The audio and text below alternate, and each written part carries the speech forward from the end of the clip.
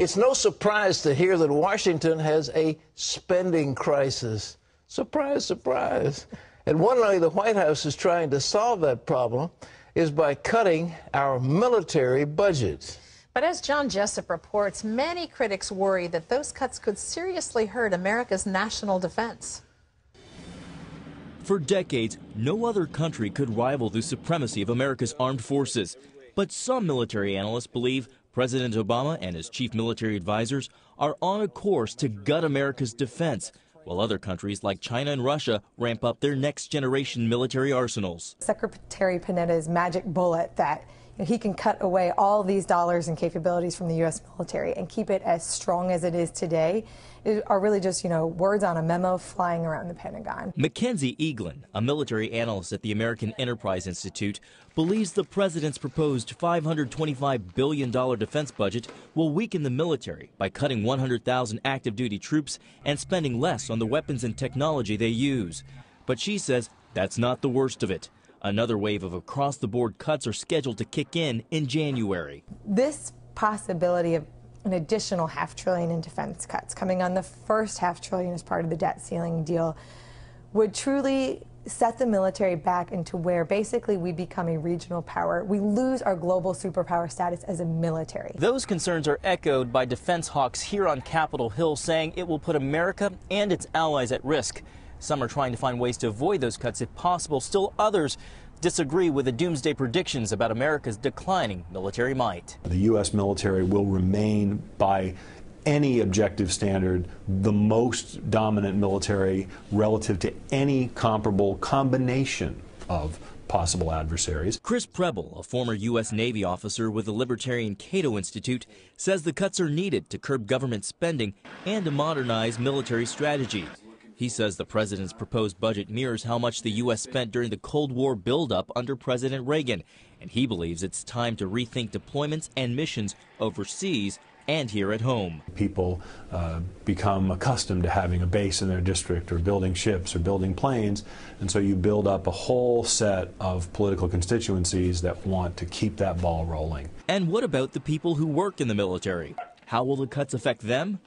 As the wife of a retired Army officer, Joyce Razor knows about the sacrifices military families make, which is why she fights to support their well-being. She feared military families would have to sacrifice more than their share in the president's 2013 budget, but was relieved to find out the Pentagon's chopping block spared military family programs. The fact that family programs stayed the same, to us, in a very, a cynical way, we're going to look at that as good news. Even though family programs are safe for now, President Obama promised to veto any attempt to undo next year's automatic cuts unless Congress can find the savings elsewhere. But even now, as lawmakers review the budget, many are planning counter-proposals to fund the military beyond the president's request, especially with about 90,000 troops still in Afghanistan. Joyce hopes Washington will continue supporting the military with the tools they need on the battlefront and the home front to address the long-term effects of war. John Jessup, CBN News, Capitol Hill. Thanks, John. I personally think that we can have cuts, and it won't be as painful as they think. There are weapon systems that are unnecessary. We don't have to have the latest gewgaws and doodads in our military in order to be, as they said, we spend more money than all the rest of them combined practically. There's nobody else that can come close. But the thing that worries me is that I don't trust the motives of the president, because he has made clear that his role in life is to diminish the power of the United States. He just really wants to diminish us. He wants to cut our nuclear arsenal dramatically. He wants to cut this, that, and the other. If we had trusted his motives, we'd say, okay, well, maybe we can talk about it. But I think I and many other Americans distrust him because he's made clear in some of his writings and other things that he thinks the imperialist nations need to be restrained. They need to be downgraded, that the great imperialist powers should no longer be allowed to roam freely on the globe. Furthermore, he does not believe in American exceptionalism. So we've got a president who is suspect. So when he comes up with these massive cuts, you say, well, are you really doing something for the budget? Are you really trying to just diminish us?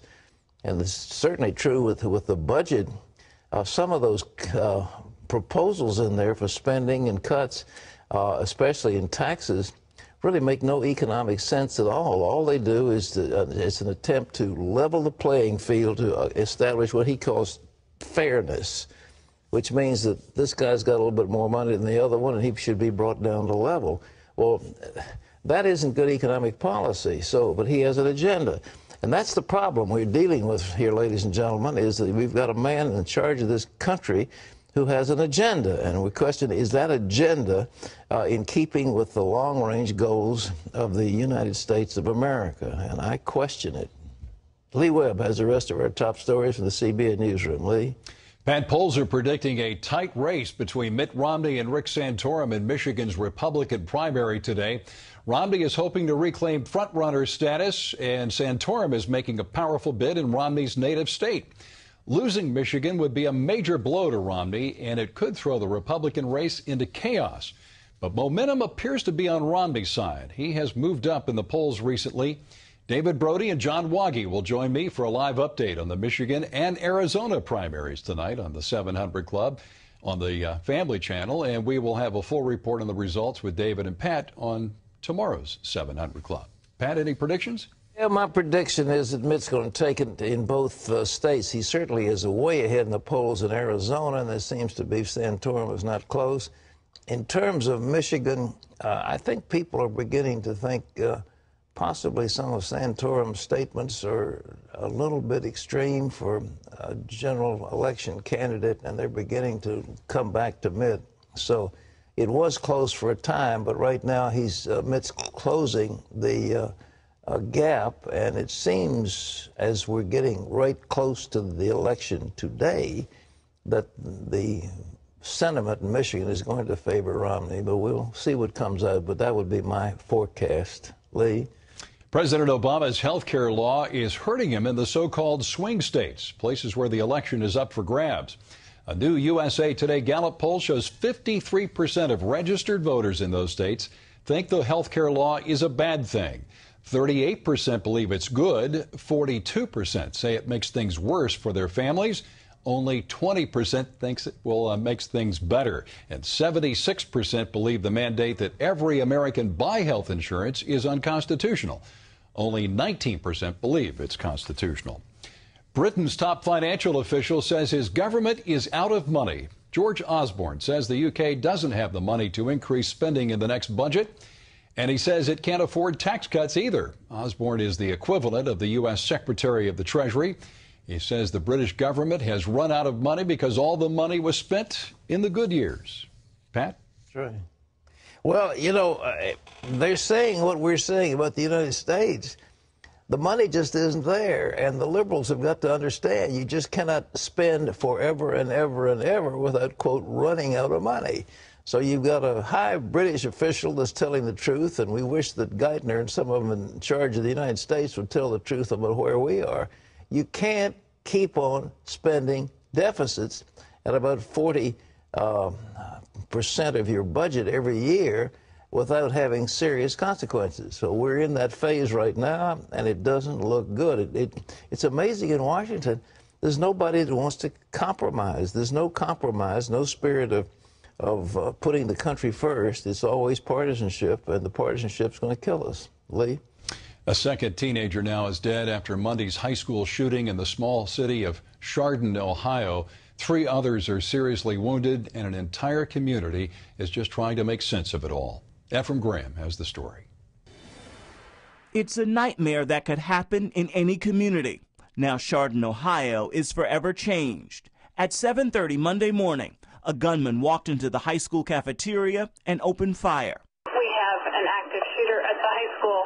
Repeat, active gunshots at the high school. Students who were there say they heard a loud pop and then chaos. It was terror. Everything had just gone tunnel vision. You see glances of your friends laying all over the place. There's blood. There's people screaming. Everybody's running in different directions, and you're just trying to get out. The school's assistant football coach witnessed the shootings and jumped into action, chasing the suspect from the building. Today, the coach is being hailed a hero, and the suspect is in police custody. identified as 17-year-old TJ Lane. Lane was not a student at Chardon High School. He attended an alternative school for troubled students and was reportedly only at Chardon to wait for his bus. Friends, family, and members of the community gathered last night at a candlelight vigil to pray for the injured victims and to remember 16-year-old Danny Parmador, who did not survive his injuries. I can't say I understand because I don't on any level. This is not something that Chardon wanted to be known for. And it has to stop today. Ephraim Graham, CBN News. Authorities say the school's quick reaction to the gunshots saved lives. Teachers locked their doors immediately and instructed their students to take cover. The Cleveland Plain Dealer reports that the suspect's father has been arrested many times for violent crimes against women. Israel will not alert the U.S. ahead of time if it decides to attack Iran's nuclear facilities. Israeli officials say the move is to protect the U.S. That way, the U.S. cannot be held responsible for failing to stop an Israeli attack. American officials have been working for months to convince Israel an attack would be only a temporary setback to Iran's nuclear program. Pat? It's amazing how little by little they're laying the groundwork. Just little by little they're laying the groundwork for an attack. March, April, May, 3 months. One of those 3 months, it looks like it's the time that somebody will attack. And they cannot allow Iran to harden those facilities. And it indicates, we have indications that during these months, certainly before summer, they will have the centrifuges in hardened sites that cannot no longer be dislodged by air strikes by the Israelis, and the only people who can get them out is the huge bunker buster bombs of the United States or a nuclear strike itself. And Israel's not willing to do that, and perhaps doesn't have the bombs capable of doing it. Only the United States does, and they won't go to war. Lee? Pat, George Washington's prayer and farewell address have been read aloud again on the U.S. Senate floor. It is an annual tradition there. Senate Chaplain Barry Black opened Monday's session by reading Washington's prayer for the nation. In that prayer, Washington sought God's protection and favor, quote, through Jesus Christ our Lord. And in his farewell address, Washington wrote, of all the dispositions and habits which lead to political prosperity, religion and morality are indispensable supports. Reason and experience both forbid us to expect that national morality can prevail in exclusion of religious principle. And Pat, the sad thing is that when Senator Jeanne Shaheen of New Hampshire read that aloud on the Senate floor, the farewell address, not a single U.S. senator was present on the Senate floor. Awful. Well, that's why we had a great president. The father of our country was a man of deep faith, but to say he was some sort of an atheist or he was a Unitarian or he was this, that, and the other, he was a dedicated believer in Jesus Christ, and he spoke about our Lord Jesus Christ. And he says of all the dispositions that religion is indispensable for public morality. And you cannot expect public morality in the absence of religious principle. He gave it to us. He's laid out a right course. And we hope and pray that the American people somehow will listen to that and wake up. A new study raises concern for the millions of Americans who use sleeping pills. They could increase the risk of death. The British Medical Journal published the study. It shows that people who use sleeping pills over a 2-year period are 3.5 times more likely to die. That's because insomnia is often a symptom of something more serious. Insomnia can be a warning. The higher death rate seen in people using sleeping pills may well reflect the diseases that they have which bring the insomnia about. Insomnia can be a warning sign of heart disease, diabetes, and even cancer. Doctors warn that taking sleeping pills for insomnia might actually keep patients from learning of more serious conditions. More Americans are going to the emergency room these days for dental care. A study by the Pew Center on the state says the number of people visiting the ER for routine dental care rose by 16% between 2006 and 2009. One reason, a shortage of dentists, particularly those who treat Medicaid patients. Going to the ER is about 10 times more expensive than preventive care. In 2010, more than 115,000 people visited the emergency room for dental care at a cost of about $88 million. You can always get the latest from CBN News by going to our website at cbnnews.com.